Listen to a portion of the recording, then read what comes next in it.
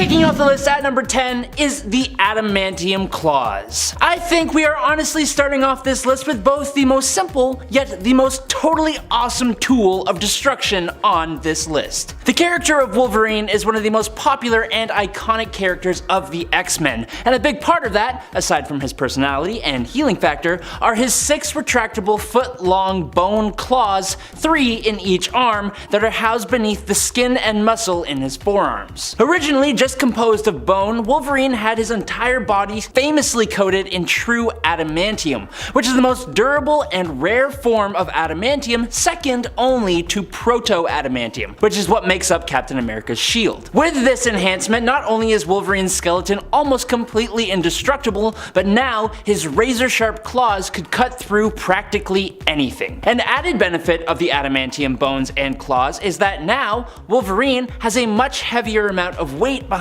any punch he throws, causing him to be able to cause even more destruction with his claws if he wants to. Lastly, a new short-lived feature of his adamantium claws upon his resurrection was that they could heat up thousands of degrees in mere seconds based on his berserker rages. So not only are they indestructible and can cut through anything, but now they're also incredibly hot? I don't know why it was necessary, but it was awesome. Number 9. The Sword of Superman. Did you know that Superman had a sword? I think most fans of the Man of Steel are just used to this guy using his fists as his primary damage dealers. But for a very brief amount of time in Superman Annual number 10 from November of 1984, a sword that was as old as the universe, forged by time and space itself, found its way to Superman when he had been defeated by King Cosmos. The sword itself had been traveling through space over billions and billions of years, coming into contact with billions of beings, all of whom were unable to wield it. It wasn't until it finally reached its destination, Superman's outstretched hand, that the blade was finally used successfully. This ancient sword of both energy and matter gave Superman the power to defeat Cosmos, and it connected Superman to the energy of creation and granted him cosmic awareness as a test of his resolve. Superman passed this test by actually rejecting that power, and once he did that, the blade evaporated, leaving only the hilt, which Superman then threw back into space to continue its journey. It was only there for a minute, but tell me everything I just said wasn't cool as hell, and I'll call you a liar. This sword is awesome, okay? Number 8. Aquaman's Trident. Known as the Trident of Neptune, Aquaman's Trident is one of the most powerful legendary artifacts in all of DC Comics. Created by the god Neptune according to Greek myths, the Trident has been passed down the royal lineage of Atlantis for generations, eventually landing itself in the possession of none other than Aquaman himself. While the Trident is a powerful weapon that can pierce some of the strongest characters and materials in DC Comics, its true strength lies in its ability to manipulate all forms of water, control the weather, and even direct blasts of energy. It also looks totally badass and symbolizes the wielder's rule over Atlantis and the Seven Seas, which make up like 7% of the Earth, so that's a statement right there. Number 7. Mjolnir. The hammer of Thor is quite possibly one of the most well-known weapons in not only comic books, but in mythology. But I think that's partially due to comic books, so there you go. Mjolnir was forged out of Uru metal by the legendary dwarven smiths Eitri, Brock, and Buri inside the heart of a dying star. But the chunk of Uru used to create the hammer had also been infused with an unimaginably powerful cosmic storm called the God Tempest by All-Father Odin. After 17 weeks and the explosion of the dying star, the hammer was finally finished. At first, the hammer was so unruly that it couldn't even be controlled until Odin placed the enchantment of worthiness, at which point it became the weapon he used up until he took the throne of Asgard. From that point forward, Mjolnir became the tool of Thor. Mjolnir has survived Kang the Conqueror's antimatter screen, heat as extreme as the heart of suns,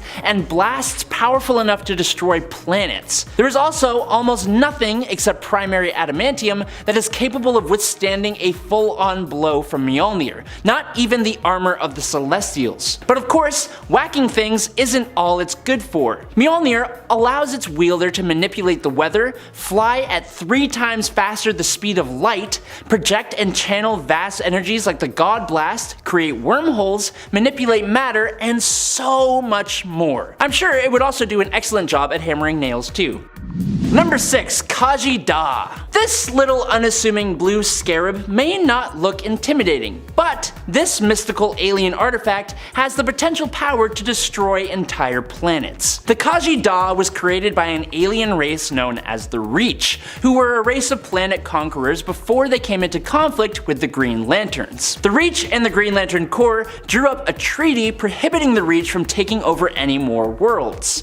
So, instead, the Reach came up with the Scarabs, living weapons genetically engineered by the Reach and programmed to be obedient to them. The plan was to leave the Scarab and its database on an inhabited world, and when that planet reached a certain technological milestone, the Scarab would activate and bond to one of the native inhabitants, overriding their personality and making them a Reach infiltrator. Once one Scarab, Kaji Da, made its way to Earth, and specifically ancient Egypt, the Scarab was imbued with mystical energy and came into the possession of the pharaoh at the time, who used its power to help his kingdom prosper. The scarab was buried alongside the pharaoh, locked away until archaeologist Dan Garrett discovered it, using the scarab to become the first ever blue beetle. It passed its way down to Ted Kord and then eventually to Jaime Reyes, to whom it granted its coolest abilities and revealed its true origins. And at number 5, the Ultimate Nullifier. We can't have a list of insane weapons without including the Ultimate Nullifier. And if you're wondering why this tiny but wildly destructive weapon doesn't land higher up on this list, it is because many of you likely have heard about this nifty little gadget in the past, and we're here to teach. So for those of you scratching your heads right now,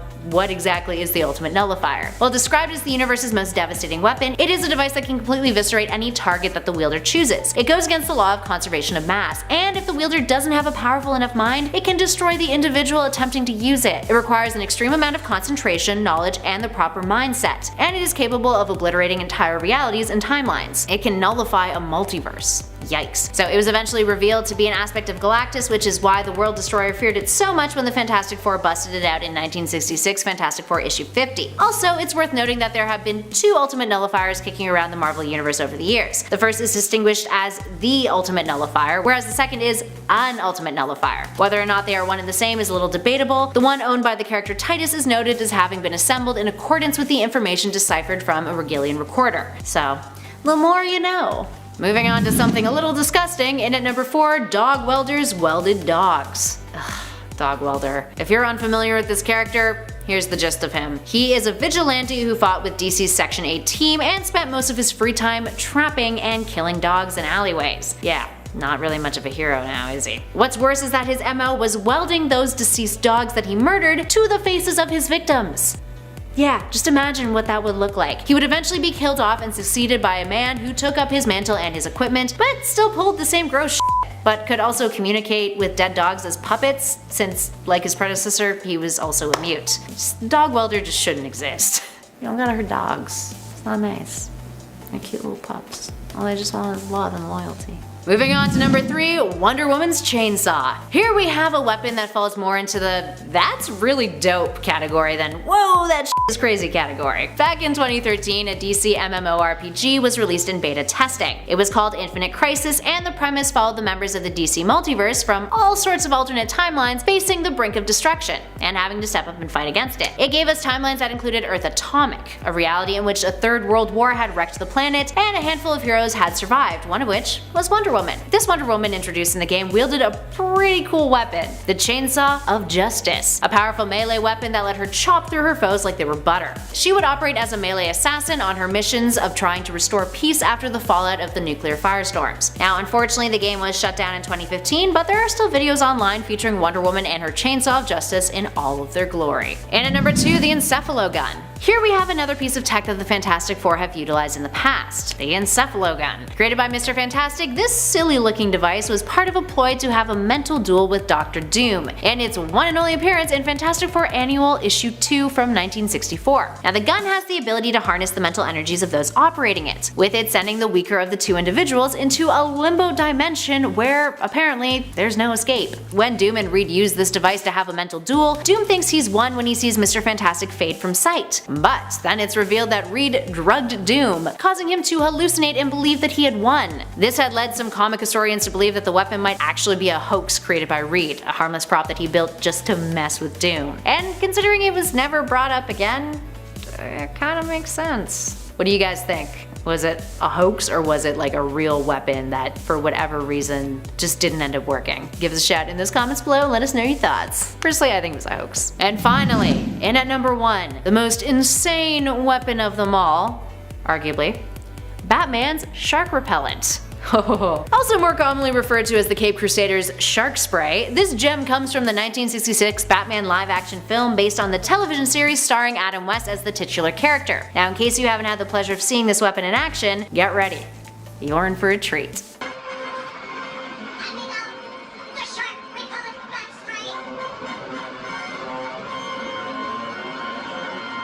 So, what have we learned?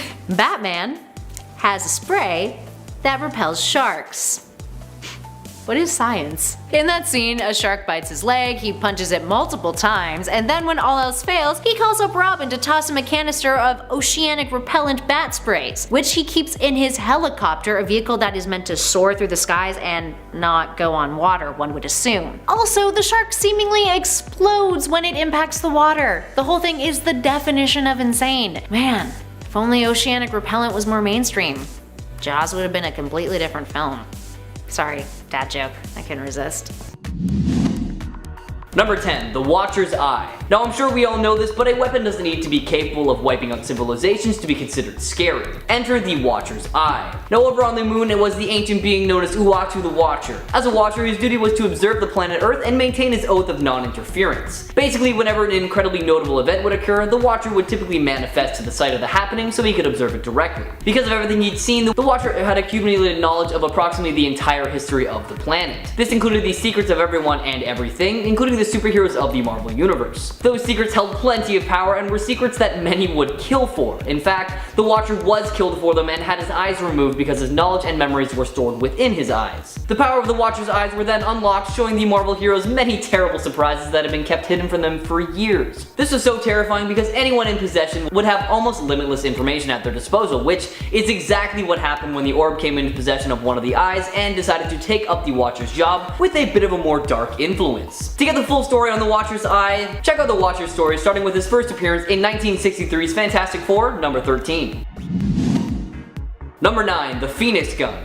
Created by Beast, the Phoenix Gun is honestly exactly what it sounds like. It is a Phoenix Force powered gun. Now what is the Phoenix Force, you ask? Well, the Phoenix Force is one of the oldest known cosmic entities around, representing life that had not been born yet, as well as the forces of creation and destruction. The Phoenix Force is an immortal, indestructible, and immutable manifestation of the prime universal force of life. It is the nexus of all psionic energy, which does, has, and will ever exist in all realities of the Omniverse. Now it is perhaps the most powerful cosmic energy in all of the Marvel Universe. Its raw strength has been known to wipe out entire solar systems and is responsible for the mass genocide of a countless number of planets. Now imagine all of that power and energy packed into a single bullet.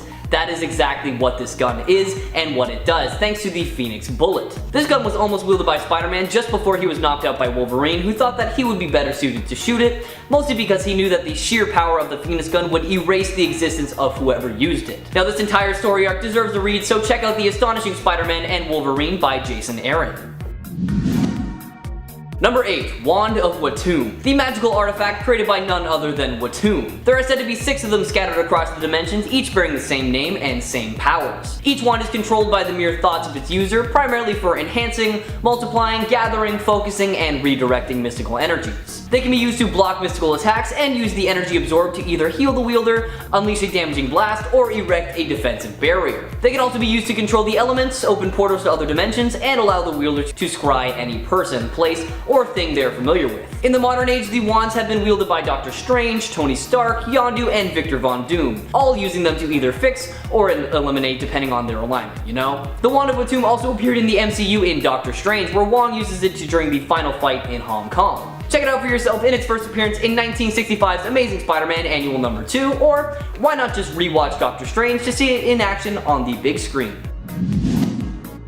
Number 7. Universal Weapon. Currently owned and used by Ronan the Accuser, the Universal Weapon is the signature weapon used by the Publican forces to enforce Kree laws. The Universal Weapon is capable of many things, such as energy blasts, force fields, flight, and is even able to change the structure of whatever it strikes on a molecular level. Now, it's made of an extremely hard material and contains a fail-safe measure that shocks any unauthorized users. Ronan himself is very proud that he owns one of these weapons, saying that even this one single weapon I hold, it has the potential to create and destroy all physical matter, as I may will it. The scientist Janet Stein was able to build herself a version of the Universal Weapon as well, but it was designed with a big flaw, a common error in engineering that allowed a non-user to interfere with his logic tree, basically meaning that anyone could use it or anyone could mess with it, which Reed Richards exploited in a fight against the Steins. Take a look at the Universal Weapon for yourself in its first appearance in 1967's Fantastic Four, number 65.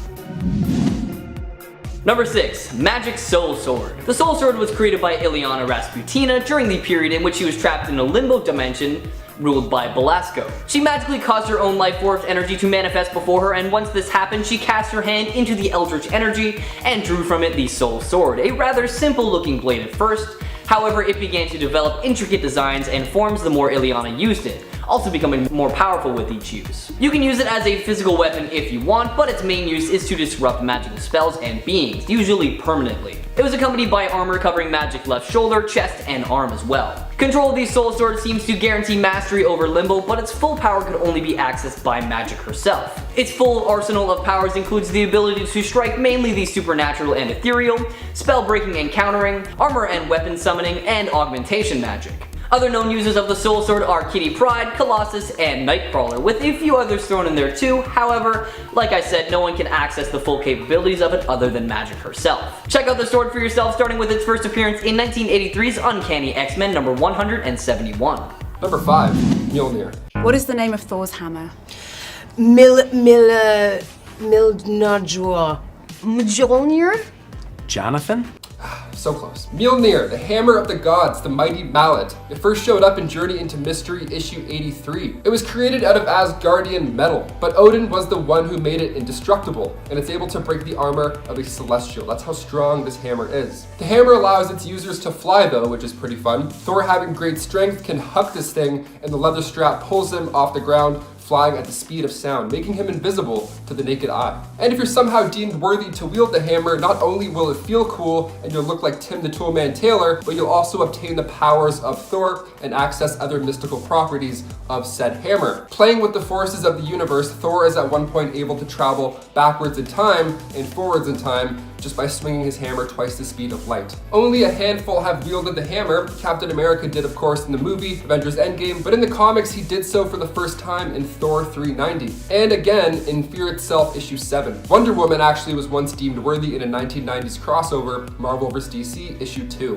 Number 4, the Darkhold. At the very end of Marvel's WandaVision, we see Wanda tucked away safely in the woods, studying this book, studying the Darkhold, the Book of the Damned. But what exactly is this thing? Why is Wanda studying it? And are we screwed? Probably. The Darkhold first appeared in comics at Marvel Spotlight issue 4. The elder god Chthon fled Earth billions of years ago, but before he left, he wrote down all of his evil spells into this indestructible book at a chamber called the Darkhold inside Mount Wundagore. But if you think you can just read these scrolls and make a fireworks show, you're mistaken. Not without becoming possessed by Chthon first. Number 3, Kang's time chair. Who would have thought that a chair would make this list? Now, of course, this chair was created by Kang the Conqueror, so he can go anywhere in space and time, all while getting a back massage. How lovely. It appeared for the first time in Avengers issue 8, and even Thor finds his confidence disturbing. The guy's just hanging out, laying back like he's on a beanbag chair, just chilling. He's just straight chilling up while the Avengers are attacking him, but he's fine. Why is he fine? Because this chair has got his back. It's equipped with an advanced laser defense system, a force field, and probably a cup holder. Kang used the chair to explore Captain America's World War II time, and then once it was actually taken over by Iron Man, where he revealed to Kang that his 41st century tech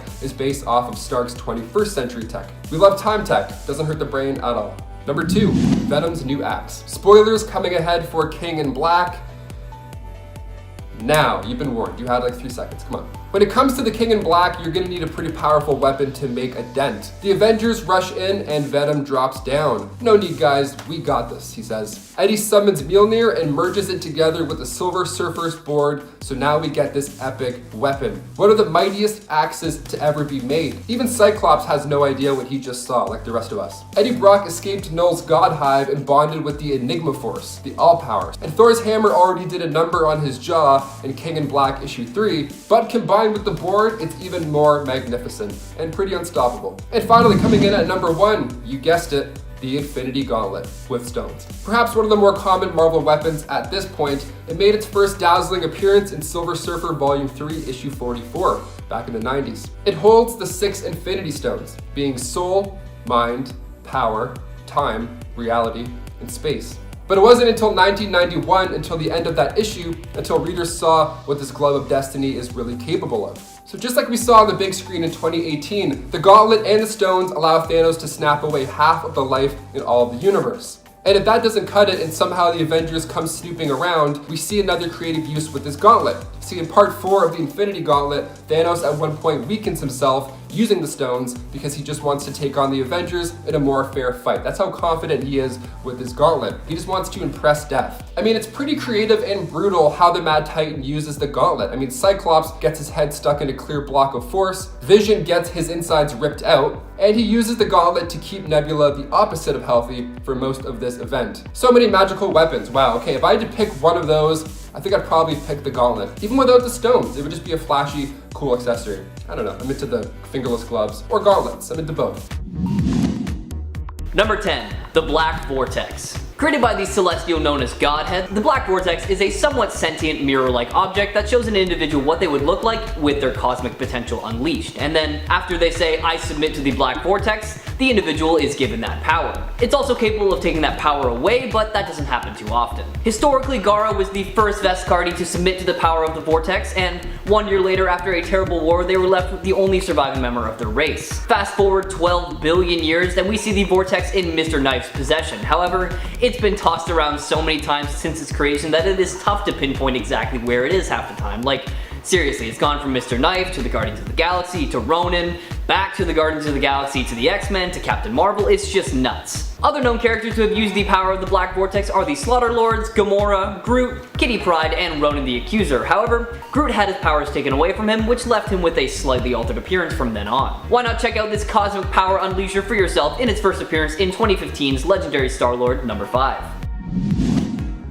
Number 9, Darkhold. Years and years and years ago, the elder god known as Chthon decided to write down all of his evil works and spells so he could pass on his terrifying knowledge. Originally written on flesh, it was later transferred to stone and then to some indestructible parchment, and once it was bound together, it became known as the Darkhold or Chthon Scrolls or the Necronomicon. The book contains a vast array of powerful black magic spells, however very few can actually use them without losing their souls and becoming possessed by Chthon. These spells include, but are not limited to, accessing limbo, controlling the will of others, summoning Chthon himself, and the most famous spell, the Montesi Formula, that is meant to basically just destroy all vampires. Humans first found the Darkhold 100,000 years ago during the pre-cataclysmic era, and it has survived until the modern day, having been held by prominent characters such as the Darkholders, Zula, Mephisto, Morgan Le Fay, Baron Zemo, and Elsa Bloodstone. In the 21st century, we saw the Darkholders take interest in carnage because the prophecy stated that when the Red Slayer spills blood on sacred stone, he who sleeps shall wake and what walked will walk once more. However, this just resulted in a major buff for Carnage because he was only empowered by Chthon's presence. Take a look at the Darkhold for yourself, starting with its first appearance in 1972's Marvel Spotlight number 4. Number 8, the Muramasa Blade. Muramasa was an immortal and legendary swordsman and smith from Japan and was the creator of two of the blades that played a large role in Wolverine's life, the Black Blade and the Muramasa Blade, which is the one that Logan wielded after he recovered his memories. This blade was crafted using a piece of Wolverine's soul and is capable of cutting through pretty much anything that stands in its way. I mean, Heck, it sliced through one of Cyclops' optic beams. It also has the ability to greatly reduce the efficiency of any healing factor, which Wolverine learned firsthand after he saved a minor wound from it during a fight with Captain America that took days to heal. And he used this ability to his advantage when he went up against Sabretooth's clone and cut off his arm just before he decapitated him. The forging process of this took many years, but when Muramasa finally finished it and handed it over to Logan, he told Wolverine to wield it like an angry god, and that is exactly what he did because he used it against many enemies while in possession of it, like Nuke, Wildchild, and Sabretooth. After Wolverine's temporary death, the sword was hunted down by the Orphans of X and reforged into several bullets for them to use. Take a look at this legendary sword for yourself by checking out its first appearance in 2006's Wolverine Volume 3, number 40. Number 7. Tacticon. Classified as an Omega level weapon, the Tacticon is a gauntlet-like weapon that bonds to its host. Disconnected from its original host in a battle many years ago, the Tacticon fell to Earth, landing in San Francisco, and found Violet Lightner, who it attached itself to and granted her immense power. Able to transform into the perfect weapon needed to defeat an opponent, and able to immediately figure out an opponent's weakness, the Tacticon helped her become the hero known as Armory, and this gave her the power needed to defeat Ultimo. Violet was stripped of the Tacticon not too long after because she couldn't control the power and accidentally killed MVP during training. And the next host actually ended up becoming a clone of MVP known as KIA. This also didn't last long because KIA couldn't really control the power either, and the more he fought against it, the more it held on to him. Thankfully, the Tacticon was eventually removed from his body and Tony Stark took it away to a secret location so that it could cause no more damage. Making its first appearance in 2007's Avengers The Initiative number 1, check out this alien weapon for yourself and let me know your thoughts on it. Number 6. The Mandarin's 10 Rings. Remaker, Influence, Spin, Spectrum, Nightbringer, Daemonic, Incandescence, Lightning, Zero, and the Liar, aka the 10 rings created by the McLuhan technology that found their way to Earth via the McLuhan explorer Axon Carr. The Mandarin discovered the alien in his ship and became obsessed with the rings, so much so that he killed Carr and just took them for himself. Each ring contains the soul of a long-dead legendary cosmic warrior trapped in a phantasmal state, and they grant the wielder some pretty crazy powers. The Remaker allows the Mandarin to manipulate the atomic and molecular structures of matter. The Influence allows the Mandarin to generate and project various beams of concussive force. The Spin causes the air to move about at a high speed in a vortex. The Spectral allows the Mandarin to project a beam of energy capable of destroying the bonds between the atoms and molecules. The Nightbringer allows him to create an area of darkness using dark energy. The Daemonic allows him to generate and manipulate various forms of electromagnetic energy. The Incandescence ring allows the Mandarin to project blasts of infrared to produce flame or ignite combustible materials. The Lightning ring allows the Mandarin to project blasts of electrical energy. Zero allows him to project waves of intense cold and ice. And the Liar magnifies the Mandarin's psionic energies, allowing him to mentally manipulate the thoughts and actions of others. Upon putting all the rings on at once, the Mandarin was flooded with thoughts of reviving the Cosmic Warriors, and many years later he actually attempted to do so. However, he never actually succeeded, and then, after his death, the rings were placed under S.H.I.E.L.'s watchful eye. Check out these rings for yourself in 1964's Tales of Suspense number 50. Number 5. Muramasa Blade. This is an instrument of death which can disrupt even the most powerful healing factors. As such, this is a weapon that is extremely powerful in terms of how it's wielded. It has been utilized by both heroes and by villains in the comics. While many have sought to use it against Wolverine, Wolverine himself has also used this blade. In fact, initially it was forged for him by Muramasa for him to use to get revenge on those who had hurt those close to him, chiefly inspired by the loss of his wife, Itsu. But he's also used one of the blades forged by Muramasa in Hell, even going so far as to obtain one so that he could defend Krakoa as one of their champions during the Otherworld tournament in the Ten of Swords event. And I know what you're thinking, but Amanda, didn't you already have a Muramasa blade? And yes, I did, but there's actually been quite a few of them. That other one is super obscure and really only appears for like 3 issues, it's crazy. Number 4. God Killer. It doesn't even surprise me, of all the people to take on a contract to bring about the demise of an ancient Greek titan, it would be Deathstroke. It just makes sense. He simply has the willpower to see it through. But as awesome as Deathstroke is, he definitely is not powerful enough on his own to bring down a titan, and so the Greek god Hephaestus bestowed the God Killer sword on the mercenary. This sword's main function, is right there in its name. It has the power to end the life of gods. The Eldritch-powered blade is semi-sentient and will power up and even somewhat control its wielder to help them accomplish their goal, even transforming itself in size or quantity. It can be a bow staff, dual blades, and it can be even a 9-tailed whip just like the Ickers. It all depends on what its wielder needs at the time and what suits them best.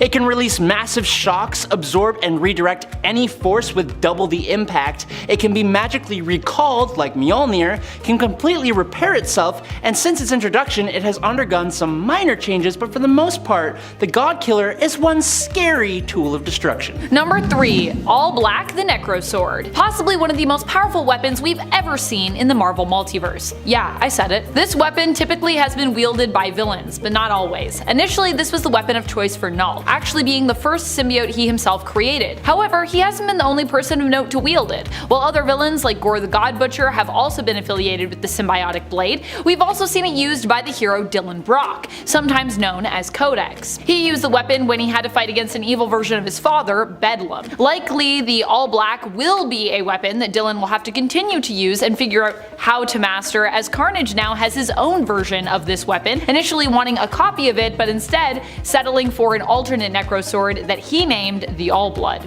So, yeah. Number 2. The Starbrand. This one is a little different. The Starbrand itself is a palm-sized tattoo, but one that is essentially a 0-point energy collector drawing power from the fabric of space-time itself, which is quite the statement to make. When the Starbrand is given to someone, the upper limits of the power it grants are determined by the imagination of its wielder. So basically, the Starbrand is capable of doing anything, including extensive reality manipulation. It was even used to destroy a Beyonder, and they are one of the most powerful beings in the Marvel multiverse. The Starbrand wielder almost always displays the abilities of faster than light speed flight, over class 100 super strength, nigh invulnerability, omnidirectional blast with nuclear levels of destructive force, energy blast, immortality, regeneration, hypnosis, and survival in space. It's a little unique to this list as the brand isn't so much an object as it is a source of power that gives you a cool tattoo as an added side effect. Number 1. Infinity Gauntlet. Speaking of things that are cosmic,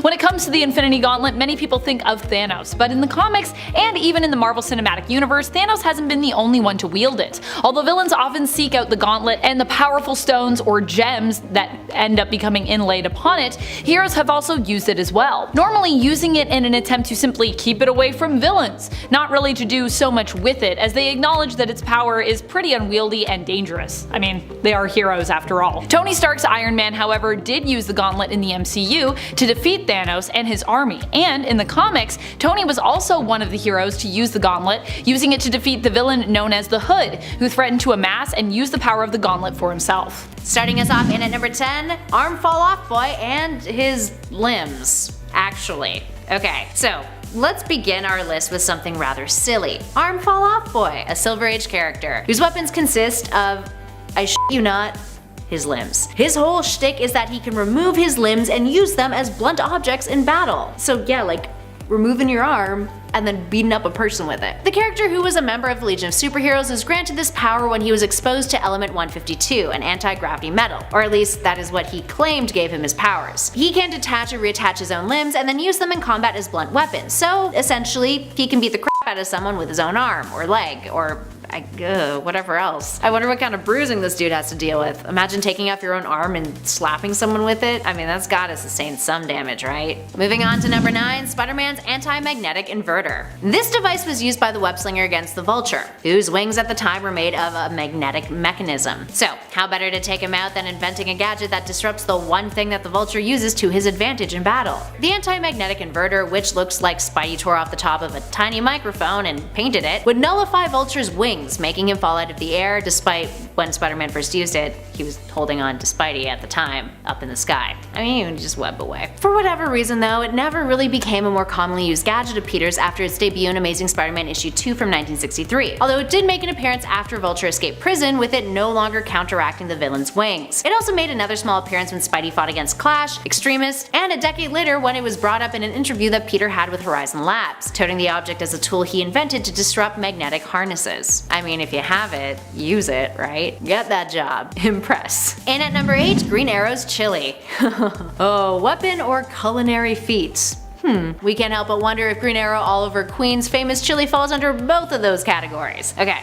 Context time. So Ollie makes this special chili that's well known in the superhero community to be spicy AF. Now according to legend, only those with the strongest of digestive systems can digest it properly. In other words, Batman and arguably Superman, just because Superman seems to be struggling with it too when he's eating it. Ollie has used it to torment his fellow heroes, which really culminates in Green Arrow's Secret Files and Origins issue 1, where the full recipe was actually published, along with an image of Aquaman, Green Lantern, the Flash, and Martian Manhunter suffering while consuming it. The Flash even remarks that he finally has a weapon to use against Captain Cold. I mean, arguably, if you threw a bowl of hot chili at anybody, it would probably not be great for them. Superman stands in the back of the panel blowing out his ice breath, whereas Batman says, could use more crackers. Personally, I'd like to think that Batman was secretly dying inside, but just like holding up a very impressive facade. Moving on to number 7, Batman's Truth Chamber. Yes, this is a thing that actually existed. A gadget of Bruce Wayne's that can be found in the Batcave, or at least it could be found in there in 1948 in Detective Comics issue 134. It's got a pretty self-explanatory name. It's also in the running for the strangest thing to exist in the Batcave, aside from all of Bruce's deep-rooted psychological trauma. No big deal. The Truth Chamber appeared in a story titled The Umbrellas of Crime, which yes, involved the Penguin. Batman takes one of the Penguin's goons, blindfolds him when he says he won't squeal on his boss, brings him to the Batcave, and then tosses him into this mirrored room that flashes a bunch of colors and causes the goon to trip out while Batman watches from behind a two-way mirror. It's then described as a chamber designed to crack a criminal's silence by making him watch fearful faces reflecting his own guilt multiplied many times. Kinda seems unethical, Bruce. Just gonna throw that out there. The Truth Chamber would make a slight comeback in Grant Morrison's Batman and Robin run issue 16, in which Batman and villain Dr. Hurt spent some time in a mirror-lined room in the Batcave that is known as being an interrogation room where Batman once terrified victims into confessions. And at 6, Captain America's Photon Shield. Back in 1998, Captain America got a bit of an upgrade on his shield in issue 451 of his solo series. After being sent into exile, he got his red mitts on a new kind of shield, one that was an energy shield referred to as a photon shield. Essentially, it looked kind of like his original shield, except it was made entirely of energy instead of vibranium, and acted like a portable force field that he could wield. In addition to that, it was a much more flexible tool. He could make it transform into other objects, the likes of a sword or even a rope. It didn't last long though. Cap would opt out and eventually return to his original shield, despite this one offering a plethora of nifty new tricks. I mean, don't fix it if it ain't broke, right? Number 5, the Eye of Agamotto. This first appeared in Strange Tales number 115 back in 1963. So the eye is presented to the Sorcerer Supreme, which most of the time means Doctor Strange, but that can mean whoever it is, so for example Loki or Doctor Doom.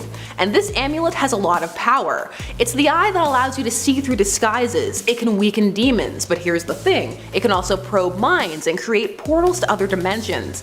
That's a lot. And would we not be safer as a planet if we cut ourselves off from some of these mystical elements? We need a designated person to keep them at bay. That's a huge responsibility. Why must Earth be the epicenter for weirdness and darkness? There are so many other planets and dimensions out there. We will share. Sharing is caring. Number 4, Iron Man's sentient suit. There is a terrifying arc in the 1998 run of Iron Man that is often referenced in passing but not fully dived into. People are often like, oh, well his armor came to life and fell in love with him, haha. No, this was terrifying. His armor was an abusive boyfriend. It killed in his name. It killed Whiplash as he cried in the sky saying he just wanted to get his kid out of foster care. The armor felt that it was a better Iron Man than Tony ever had been because it was willing to go the extra mile. And it pulled the whole, if you don't like the way I am, then look in the mirror. It took Tony to an island and trapped him there, torturing him, trying to get them to re-merge, all while continuing duties as Iron Man. And people didn't connect the dots because this was the era when Tony still had a secret identity.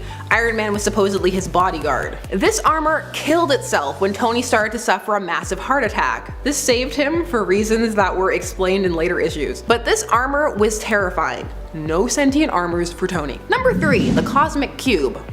Now the Cosmic Cube can be used by anyone, but really it should be used by no one. This cube, called the Tesseract in the MCU, can be used to alter reality. For years it was just kind of an item, it was floating around, but then Hydra Cap, its most infamous moment. This happened when the Red Skull, meddling with the cube, decided that Captain America had always been a Hydra agent, and the cube made it so and created a whole new reality. Anything reality altering should just be locked away and destroyed, because the temptation is there. Someone is going to crack, and it's scarier if it's a hero, because then you get the whole, oh, this was for the greater good, because I know what's best. Everybody, I'm a hero. Sit down, Reed. Number 2, the Infinity Gauntlet. Speaking of Reed, so in the comic verse, the Infinity Gauntlet can be wielded by anyone. But the thing is, it corrupts. That much power needs to not be wielded by one person. This was the mindset of the superhero team, the Illuminati, which decided to try and prevent crimes first, so kind of in the underbelly. They set out to gather all the gems for the gauntlet, which Reed just had because sketch. And he then attempted to wish it out of reality, but he couldn't because it needs to exist. So he gave a stone to each member of the Illuminati for safekeeping. Here's the thing, in their actions of hunting down these gems, it was a catalyst for the Skrull secret invasion, which was a huge disaster in the Marvel Universe. Heroes' quests to control this gauntlet have led to disaster, as have villains getting their hands on it. It's unfortunate that it has to exist, but maybe it could be sent to another dimension. It's been proven it doesn't work in other universes, such as when Darkseid from DC got his hands on it. He couldn't do anything because it had no power in the DC universe. And finally, in at number 1, the ultimate nullifier. This first appeared in Fantastic Four number 50 back in 1966. Johnny Storm took it from the home of Galactus, Eater of Worlds. It's a handheld device that didn't seem to do anything except freak out Galactus. Reed used it to threaten him and bargain with him to not eat the Earth. It is apparently the universe's most devastating weapon. It can destroy any target, but also the user if they're not concentrating enough. It can also destroy timelines or erase the entire multiverse, and Reed had it. It was just chilling in his basement, along with the portals to the negative zone. This is a dangerous item, and I'm convinced the only reason more people don't seek it out is because they don't know about it. Also, it's kind of narratively hard to write. No one should have this. It should be destroyed, and it can be, unlike the Gauntlet. I see you, Reed. Power move. Kicking off the list at number 10, we have the Casket of Ancient Winters. This one made its comic book debut in Thor issue 346. And it made it to the big screen in 2011 in the Marvel Cinematic Universe, Thor 1. Or just Thor, I guess. Thor sounds weird by itself. It's a relic that doubled down as a deadly weapon, belonging to the Frost Giants. It has the ability to unleash the fury of 1,000 killing winters. And it contains the Winter of Ymir, the most powerful ice giant of them all. So you open this thing and you better be ready for quite a rush. I mean, Surtur once used this artifact in an attempt to end Thor's life. Now this artifact is known for its power, so Thor took that back right quick and guarded it. Nobody should be touching this thing or opening it, in whatever case. But of course, there's more than one set of eyes on this thing. Next, it was taken by the dark elf Yargfelm, but before the dude even had the chance to use it, Malekith took it and attacked Asgard with it. It took all of Heimdall's strength to break through the ice when Loki used the casket on him in Thor 1. Wow, that sounds pretty cold and painful. I already live in Canada, so I want no part of that. And before we continue on with this list, guys, if you want to go ahead and give us a thumbs up, that would be great. Those likes really do a wonder for our channel. Thank you so much for your support. Now let's get right back into this list of magical Marvel weapons. Number 9, the Crimson Gem of Cytorak. This bright red gem made its debut in X-Men issue 12 back in 1965. It's actually the key behind Kane Marco becoming the Juggernaut, who also made his first appearance in that same issue.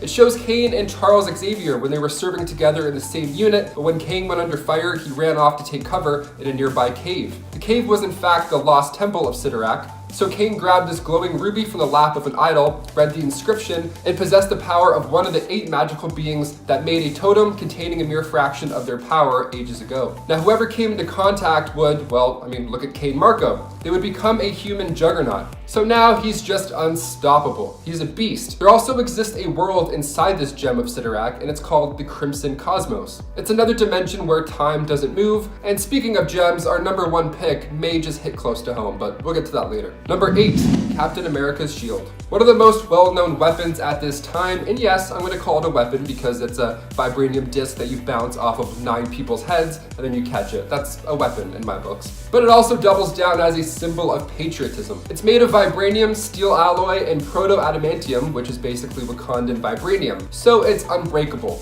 Most of the time. It first appeared in Captain America Comics issue 2, and it was created by Dr. Myron McLean. He was asked by the government to make an impenetrable substance for tanks. Now this was during World War II, so it made sense. So he tried to make this alloy as strong as adamantine, which was the same material that made up Hercules' golden mace. Now eventually it became a disc, and eventually it became a shield that Captain America was given in issue 255. The shield was passed down to Sam from Steve at the end of Avengers Endgame, and now we're seeing the length that some will go for that disc. Number 7, All black.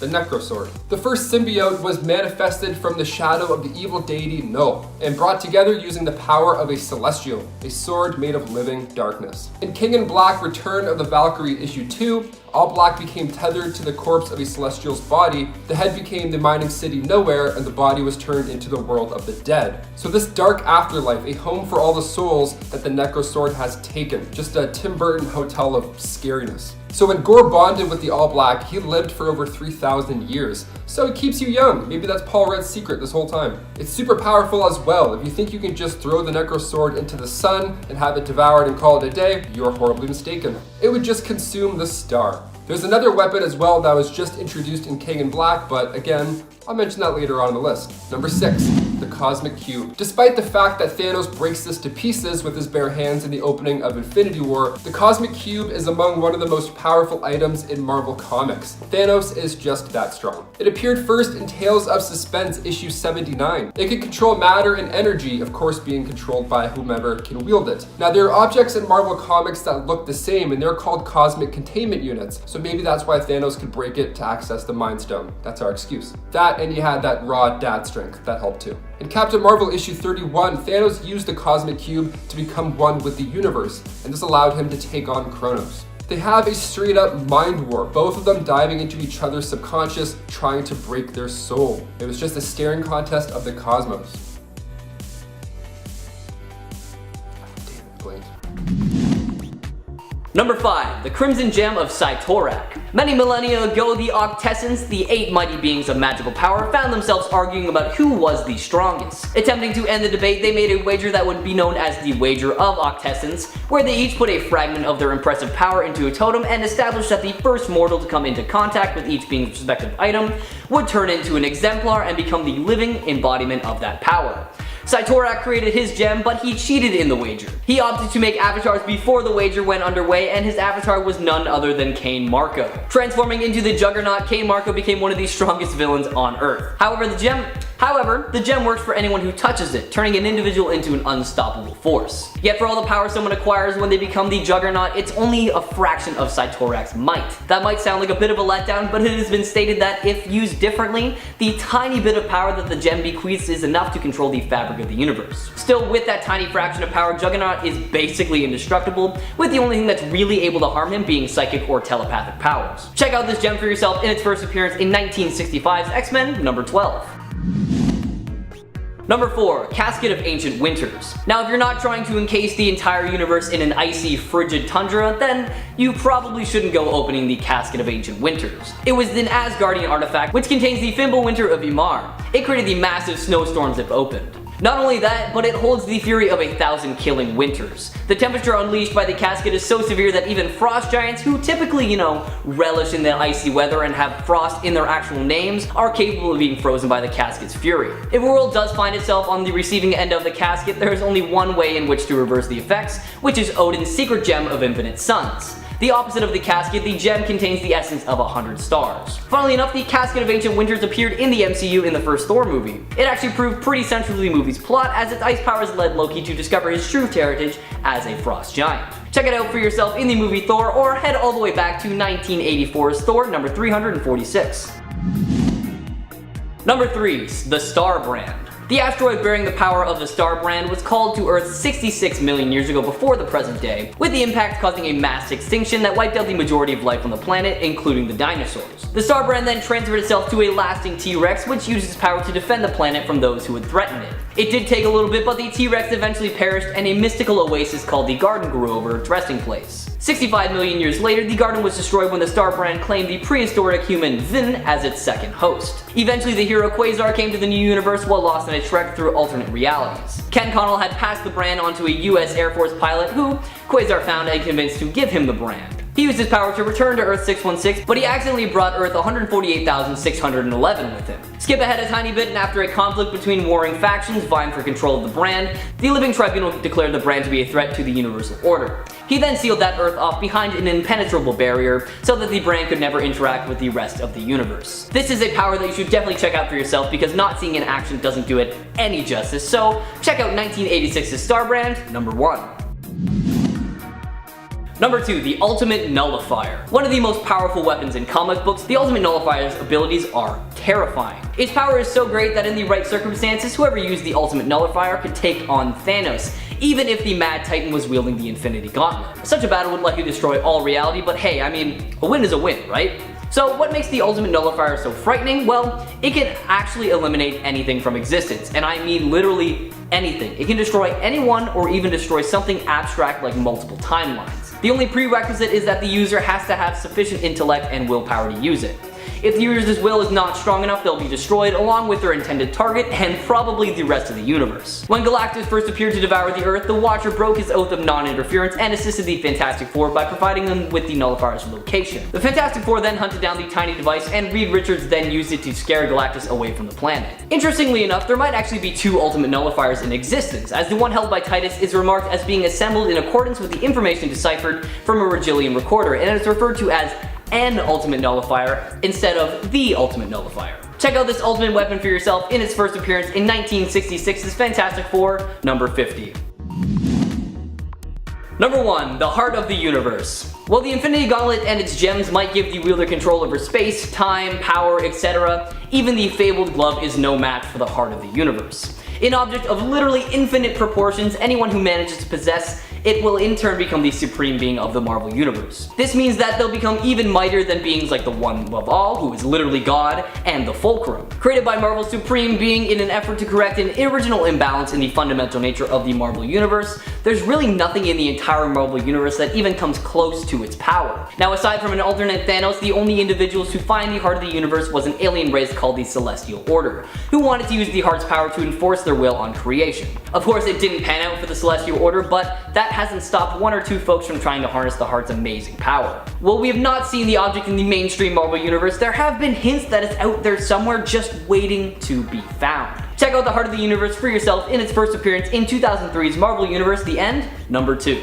That'll be it for this. Kicking off the list at number 10 today is Cap's shield. Though used primarily for defense, the offensive capacity of Captain America's shield is a lot more diverse than most other shields in comic books. Thanks to the aerodynamic nature of the shield, it can be thrown like a disc with shockingly accurate results. It helps that the shield is made from what is sometimes called proto-adamantium, which is a combination of both adamantium and vibranium bonded together through an undiscovered process to create what is arguably the most durable metal in Marvel Comics. Thor, who we know owns one of the most impressive hammers in all of home hardware, has talked about the shield, saying that, quote, "there is none other like it in all the worlds." Now, having said that, unlike other comic book weapons like Mjolnir, Captain America's shield isn't magically enhanced and it does not possess any kind of enchantments. All of its strength and usefulness is simply a byproduct of both its unique material that can absorb vast amounts of kinetic energy and the fact that the man who runs around wielding it is a near perfect super soldier. Number 9, Ichors. Ichors is one of Angela's 2 main weapons. While not powerful enough to take one of our top spots, obviously, it and Angela are still pretty cool, and we don't really talk enough about Angela on this channel. So I'm including her and one of her 2 main weapons here. Potentially one of her 3 main weapons if we count her ribbons, actually. Angela, for those who are unfamiliar, initially started out as a character in Spawn, created by Neil Gaiman. Todd McFarlane claimed he owned the rights to Angela through Spawn, but Neil begged to differ as her creator. After a battle in the courts, Gaiman was awarded her rights and ended up selling his character to Marvel. In Marvel Comics, she was revealed to be the secret angelic sister of Thor. But just because she is an angel doesn't mean that she's not also a badass. Angela is also a powerful warrior, and one of the weapons she often uses is Ichors. Ichors is a blade made out of liquid metal, and as such it can change shape and be turned into just about any kind of bladed weapon imaginable. It can also be split into 2 separate weapons and has also been used as a whip before as well. Talk about versatility. Number 8, Lawgiver. Of course, leave it to Judge Dredd to have one of the coolest named offensive tools in the game. The Lawgiver is explicitly made for the judges of Judge Dredd's Mega City 1. This voice-activated feat of technology comes with several security features so that the thing can exclusively only be used by its assigned judge. The biggest one being the palm-reading grip that will confirm the wielder's identity and go kaboom if it ain't who it's supposed to be. Given how powerful the Lawgiver is, and considering how judges bite the dust out on the streets, this kind of security feature just makes sense. Okay, but how powerful is it? Obviously, Lawgiver is not going to stand up to a Mjolnir or something like that, but it does its job on the street level, firing a large variety of ammunition from one cartridge that include standard, armor-piercing, ricochet, incendiary, high-X, gas, and the iconic one from the most recent Judge Dredd movie, the Hot Shot. There have been exorcism rounds, and of course, it also has a simple stun feature. All of this is combined with the Lawgiver's many technological features like target acquisition, voice activation, and a fast-focused viewfinder to make it one of the most iconic and effective gavels that the Judge has ever had. And friends, before we move on to our next spot on this list, if you love what we do here at Top 10 Nerd, why not show us you love us by clicking that subscribe button? Seriously, it really helps us out if you're not already subscribed. And if you are, thank you. Number 7. Black Blade. Probably one of the most deadly weapons around is the Muramasa blade, but there have actually been a few different versions of this blade over the years. The original, at least as far as I know, this is the original one, first appeared in the comics in Wolverine issue number 2 in 1988. This version of the blade was also known as the Black Blade, created by Muramasa, a gifted but mad swordsmith using a little piece of his own soul. The sword was said to possess those who wielded it with Muramasa's madness, taking control of them. The sword was wielded here by Wolverine, who did fall under its influence almost immediately, and had to fight against it in order to avoid hurting his friends and his allies. It was implied at the end of the story featuring the Black Blade that Silver Samurai took the blade for himself, being able to wield it without it possessing him thanks to his strong sense of determination. However, I don't think we ever see it again after like the 3rd issue of Wolverine, so powerful but obscure. Also, for those that want to point out that yes, Wolverine is Patch at this point, so he's Wolverine to us, but in the comics he's Patch, and I do know that, so thumbs up. Number 6. Jarnbjorn. Thor's hammer Mjolnir may be the most classic and enduring of his melee tools, but while it was always destined to be his, there have been plenty of times where it was unavailable or Thor is just plain not worthy to wield it for some reason or another. Before Thor became worthy of picking up Mjolnir, he instead wielded the dwarven forged battle axe composed of Asgardian steel called Jarnbjorn. This axe was initially created for Runa, one of the original members of the Valkyrie, but after she mysteriously disappeared, it was stored in Asgard's armory and eventually taken up by Thor in the 9th century. Thor used Jarnbjorn to defeat enemies from all the 9 realms, including frost giants, trolls, and even dragons. In the 11th century, Thor ended up facing off against the celestial-powered mutant Apocalypse, and needing a way to defeat the guy, he blessed Jarnbjorn with his Asgardian blood, which made this axe powerful enough to actually damage the celestial armor that Apocalypse wears. Then came along Mjolnir to ruin everything. Jarnbjorn would be lost, then stolen by Baron Mordo, then by Kang the Conqueror, and then eventually by the Apocalypse twins, who used it to destroy a celestial gardener. Eventually it was returned to Asgard, once again wielded faithfully by Thor when he once again became unworthy. It's the perfect reliable backup for any Asgardian with a temperamental hammer. Number 5, the Odin Sword. This is a bit of a broad term considering that there are actually 3 swords that go by this name, so let's spend a little bit of time on each, shall we? The first is the Oversword of Asgard, a giant sword that if ever unsheathed means the end of the world was at hand. Over the years, several enemies of Asgard attempted to draw the Odin Sword to destroy Asgard, including Mangog, and Odin actually used the sword as a weapon for the Destroyer armor after it absorbed the souls of all of Asgard. Despite its immense power though, it was actually ineffective against all of the Celestials, which was proven when Thor threw it against Arishem, the judge's chest, and it did absolutely nothing. The second Odin Sword was Ragnarok, aka the end of all things, the sword given to Thor during the Serpent's War, which Odin stated to be the only weapon capable of defeating Kull. The third and final one isn't actually an officially confirmed Odin Sword, but it is assumed to be one. It appeared in the World Eater storyline where Thor used the giant sword to cut through space and time of the World Tree. Check out these crazy powerful swords for yourself, starting with the first appearance of them in 1965's Journey into the Mystery.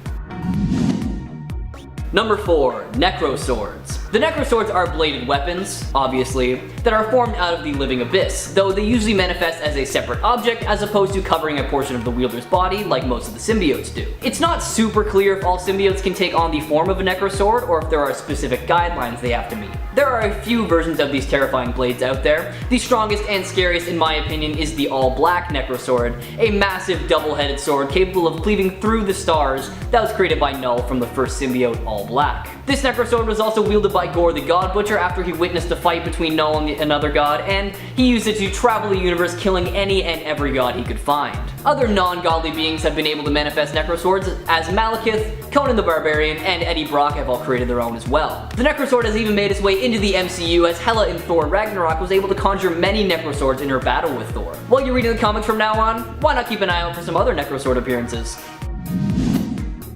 Number 3. Cosmic Cube. Another weapon classified as an Omega class weapon, the Cosmic Cube is an item that can control matter and energy, answering to the will of the sentient beings that use them. They require practice to be used properly, but a skillful user can alter all reality to answer to its thoughts, granting anything that they desire. In order to create a Cosmic Cube, the person must first generate a force field to open a rift to another dimension that's inhabited by the Beyonders, allowing the extra dimensional energy to filter through the rift. When entering the Earth's dimension, the energies end up being held in some sort of matrix, and the force itself is what shapes the matrix into a perfect cube and provides the cube with its almost unlimited power. Like I kinda glossed over before, the Cosmic Cube's main power is answering to the will of a person, or, put simply, wish-making. The Cosmic Cube cannot affect souls, and given the Beyonders' inability to affect time, we can presume that the cubes cannot affect time, as the cubes possess only a fraction of the Beyonders' dimension's power. After extended use, a Cosmic Cube will develop its own intelligence, often influenced by the user at the time, and will get to a point where they choose how they want to be used and can deny certain wishes if they think they don't like them. There have been many wishes granted by the Cosmic Cube, the most notable being the ones made by Reed Richards, and of course Thanos, who used the power to become one with the universe. Check out the Cosmic Cube for yourself, starting with its first appearance all the way back in 1966's Tales of Suspense, number 79. Number 2, the Infinity Gauntlet. The Infinity Gauntlet. Now I have very mixed feelings about this one because on one hand, it is literally the most powerful object in the Marvel Universe, which is super sick, but it makes me sad because it just makes me think of Avengers, Infinity War, and Endgame. Now I imagine we're all familiar with this weapon because its prevalence in recent years, but if you're not, don't worry, I'll give you the rundown. By itself, the Infinity Gauntlet isn't much to talk about, but once combined with the time, space, soul, reality, power, and mind gems, aka the Infinity Stones, it becomes an all-powerful force that few can put a stop to. It can do pretty much anything the user requests of it, which is terrifying if you think about it. Thanos first used the power of the Infinity Gauntlet in hopes of appeasing his love, death, and with the infamous snap, he used it to get rid of half of the population of the entire universe. Adam Warlock was the next wielder of the gauntlet, using it against Magus. However, Warlock was smart enough to replace one of the gems with a fake, which created a massive gap in Magus' powers when he came into possession of the gauntlet. Other known users of the Infinity Gauntlet are Mr. Fantastic, Nebula, Captain America, and of course, Robert Downey Jr., Iron Man. I would also just like to point out that in Peter Porker's universe, Earth 8311, Thanos uses a variant of the gauntlet called the Infinity Gauntlet. Check out this all-powerful weapon for yourself, starting with its first appearance in 1990's Silver Surfer, Volume 3, number 44. Number 1, Staff of One. A magical staff so powerful that it is stated to have had the likes of Dormammu tremble, and that's saying something because have you seen him? The staff was formed after Tokiko Minoru bested the magical entity known as the One with a thrall army twice the size of the One's. After her victory, she presented the One with a choice: to die or to become her sword. He chose the latter and became the Staff of One. The staff was passed through generations, and Tina Minoru received the Staff of One from Judy Minoru, who gave a speech about the rules and conditions and basically just a TLDR of using the staff like it had been done across the centuries. The current user of the staff is Nico Minoru, who is actually very proficient with it, and with its power she has gone up against the likes of the Upward Path, Arcade, the Witchbreaker, and more, and has come out on top each time. Now I won't bore you by telling every incantation that the Staff of One is capable of because we would literally be here 4 hours, so I'll just go over a few. Forget was used to erase Jeffrey Wilder's memories. Guess what? My spells do work against you was used so that her spells would actually work against the Gibborim. And Hulk Smash was used to send She-Hulk into a Berserker type rage. Now what makes this weapon so powerful and scary is that it seems it can be used for literally anything and everything. So see if you agree with me by checking out its first appearance in 2003's Runaways number 4. Number 10, Batarangs. Now I know Batarangs are Bruce's go-to signature item, and one that people don't make fun of when it comes to having the word bat in front of it. It's not bat shark repellent or the bat rope. But let's be real, the one part of Batman vs Superman BVS that was pretty accurate is how a Batarang would damage you. You would be crippled or scarred pretty severely. Plus, does he go back and collect them all? Cause if not, they're just gonna be in the city. It isn't like Spider-Man's weapon which dissolves. These would be around and criminals would use them. In Shazam was shown that already had one as a collectible, so kids playing with batarangs. Bruce did not think this through. They're sharp, pointy, taking eyes out. God, I want one. I wonder what they would be worth if you melted them down. I have too many plans. See, they need to be destroyed. Number 9, the Cosmic Treadmill. The Cosmic Treadmill first appeared in 1961 in The Flash 125 and was created so that Barry Allen could time travel. He would run on it really fast and generate a portal and get where he needed to go. It's how he met the Reverse Flash pre-Crisis. He lived in the 30th century with Iris pre-Crisis. This is Crisis on Infinite Earths. How is this a weapon, you may be asking? The Flash can alter the timeline at will with this thing. We all live at his mercy. What's changed? We don't know. We'll never know. Only the Flash knows. The Cosmic Treadmill would vanish for a bit, and the idea would be that the Flashes could just tap into the Speed Force directly and just run so fast they could change time without exercise equipment. But then Rebirth brought it back when Batman and Barry were investigating the button. What did they use to find the whole Dr. Manhattan connection? The Cosmic Treadmill. And look what a mess that storyline has turned into. Sure, we could blame the artist's delays, but that treadmill is shifty. Don't let heroes just have access to the time stream. It's dangerous. Number 8, Ant-Man suits. Shrinking is not something that everyone can handle. There's a mental component to changing size that is oftentimes flirted with but rarely examined. The Ant-Man suit is one of those devices that is, well, only as good as the person using it, and if they snap, you have a very dangerous person on your hands. We can also extend this over to DC with the Atom suit. Look what happened in Identity Crisis when Jean Lauren got her hands on one and ended up killing Sue Dibney, the wife of the Elongated Man. This was because she wanted her husband, or ex-husband, the Atom, back. Look at Eric O'Grady back over at Marvel. He stole an Ant-Man suit so he could creep on ladies in the shower. Look at Hank, who suffered a psychotic break and thought he was Yellow Jacket and then had all of these abilities. Also those weird panels where they used it in bed and that was a thing, size kink, it happened. It's just you really need to trust a person with a suit like this, and with so many other heroes, maybe okay, still useful, just be careful.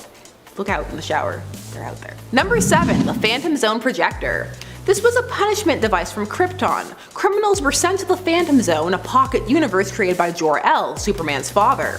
The projector, which allowed the users to send people into this pocket space, has found its way to Superman. The people in the Phantom Zone can see the regular universe, but not interact with it. But they can still plan, looking at you, Zod. You can also send people there as a stasis thing to keep them alive, like what happened with Mon-El, but then you have to hang out with all the criminals too. Here's the thing, this is a lot of power, and Superman's Fortress of Solitude isn't the most secure. Lots of people know where it is, and this device has fallen into the wrong hands. Plus there's the whole moral and ethical question of using it. This is maybe a device that the DC universe could do without. Also in the modern era, it can tend to be a bit of a Deus Ex Phantom Zone, an easy solution for narrative awkwardness. Where was this person? Phantom Zone. Number 6, the Lasso of Truth. Wonder Woman's Lasso of Truth is an iconic part of her character, way more so than say her invisible jet. This weapon first appeared in Sensation Comics number 6 back in 1942, and this lasso compels the person who is trapped within its confines, or as it would later expand to just touching it, to tell the truth. Now this is useful, but depending upon your Wonder Woman depiction, it has been used as an instrument of torture. For example, in the now cult classic famous TV pilot for Wonder Woman, the series commissioned in 2011 that never went anywhere, wherein there is a particularly brutal Wonder Woman who tortures a criminal in the hospital and then forces the truth out of him using her lasso. She also really snaps a guy's neck with it, so in character then. It's intense. Also, it's been shown to be dangerous if someone breaks free of the lasso.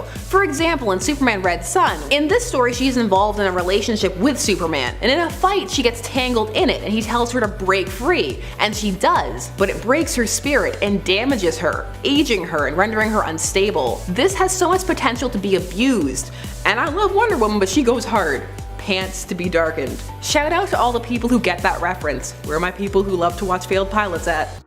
Number 5, the Destroyer Armor. To call the Destroyer a weapon seems like the most fitting title. It's technically more like a robot or a suit of armor that is inhabited by a spirit of a sentient being, which becomes overridden with the Destroyer's sole purpose of battle and destruction. Which is so fun, yay! The Destroyer is extremely powerful and was created out of an unknown metal by Odin himself that was even stronger than Uru metal and stored various gods' energies, making it a level of magical power that exceeds almost any technological suit ever. It was created by Odin specifically in order to battle the Celestials. Now while Thor wields Mjolnir, and it is nothing to scoff at, the Destroyer has pummeled Thor while he was holding his mallet so so many freaking times. The Destroyer has been able to tank hits from Odin himself, and he made the thing. The only thing that's really destroyed the Destroyer are the immensely powerful blasts of the Celestials themselves. But anything below that should run for the hills if it sees the Destroyer coming, especially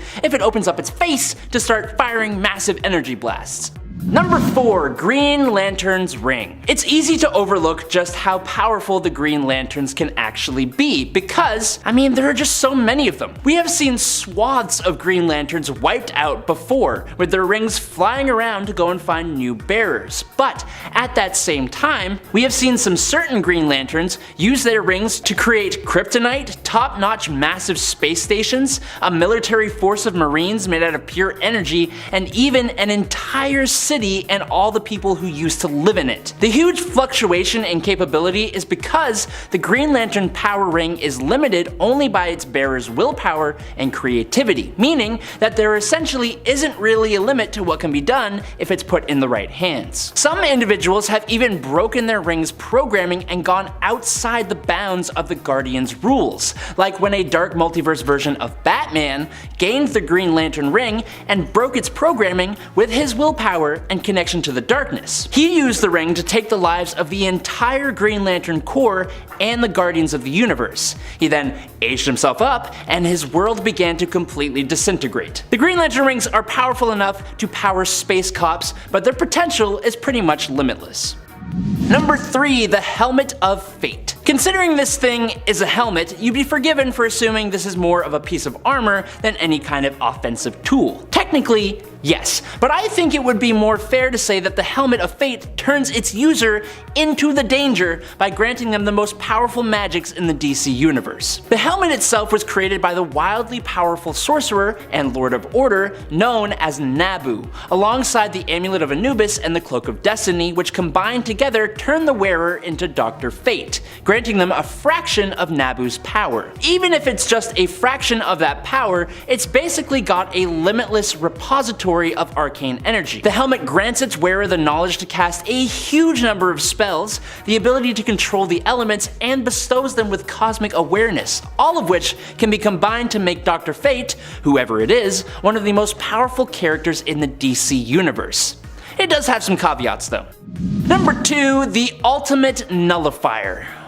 Ooh, the Ultimate Nullifier is such a fun one to talk about. When it was first introduced, Uatu the Watcher revealed its location to the Fantastic Four so that they could use it to defend the planet from Galactus. But no one actually used it then. It was just shown to Galactus by Reed Richards, which caused the World Devourer to simply run away. He had good reason to do so though. The Ultimate Nullifier is funny because its power is entirely dependent on who is wielding it. If the Nullifier is in the hands of an idiot, for example, it will basically nullify the user themselves, wiping them from existence.